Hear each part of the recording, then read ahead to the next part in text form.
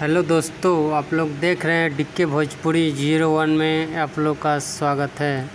तो फाइनली आप लोग के बीच एक और सॉन्ग का पोस्टर आ गया है जो कि ग्लोबल म्यूजिक जंक्शन से आप लोग के बीच जल्द ही रिलीज किया जाएगा।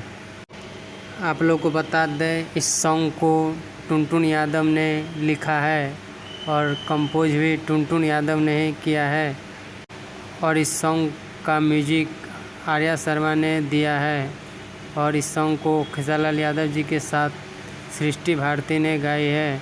और आप लोगों को बता दें, इस सॉन्ग में खेसारीलाल यादव जी के साथ नीलम गिरी नज़र आएगी वीडियो में। तो आप लोग तैयार रहिए, जल्द ही ग्लोबल म्यूजिक जंक्शन पे इस सॉन्ग आप लोगों को बीच देखने को मिलेगा एकदम देसी अंदाज में। तो आप लोग कितना एक्साइटेड है कमेंट बॉक्स में बताइए। बाकी मेरे चैनल पर नए आए हैं तो प्लीज़ मेरे चैनल को सब्सक्राइब करें। मैं मिलता हूं आप लोगों से अगले वीडियो में अगले अपडेट के साथ। धन्यवाद।